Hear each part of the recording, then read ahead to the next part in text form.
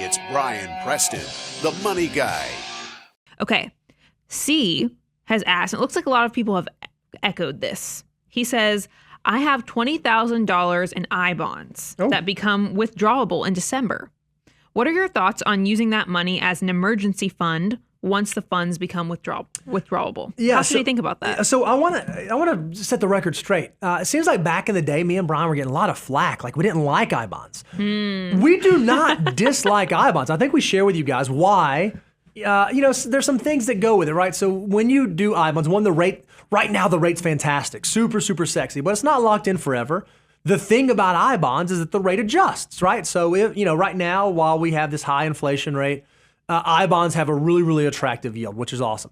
You got to hold it for 1 year, and you can't go like buy them at Fidelity or Vanguard. You actually have to go to the Treasury Direct website to do it, and you're limited. You can only buy $10,000 per individual each year.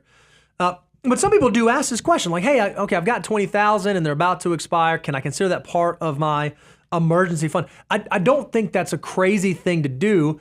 I like to have emergency dollars readily available to me, right? So when I think of an emergency, I think of a big deal, like I need money quickly. I need to be able to go grab it quickly. So if you're someone who has like a 6-month emergency fund, and that's what makes sense in your situation. Maybe you're a single income household, or you have higher living expenses, or there's debt service that has to be taken into account. Whatever the thing may be, yeah, it's probably not crazy for maybe some of those later months to be held in I bonds, but I'm a proponent for, if I have to get to money tomorrow, I want to be able to go move it in like, if not same day, within 2 days, be able to recoup that, be able to bring that back. There's nothing wrong with, if you're someone who wants to do an I bond ladder and you want to do the $10,000 every year and build that as a cash holding. I don't think that's crazy. There's just some logistics you have to jump through to be able to do that well. And I get that the rates right now are so attractive. It'll be interesting to see what they look like 5 years from now.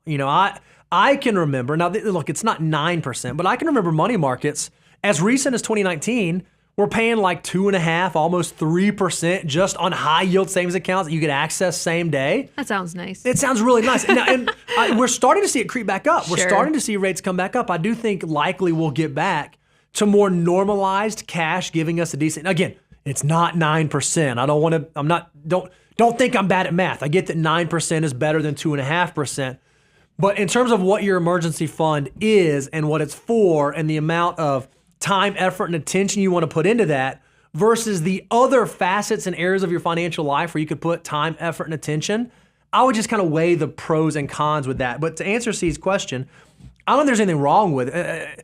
We're not anti-I bonds. We're not anti-I bond ladders. We're not anti going out and getting great yields, but it has to make sense for your situation. You have to make sure that you're not, by doing that, by implementing that strategy, you're actually, cutting something else off that you should not be cutting off. Yeah.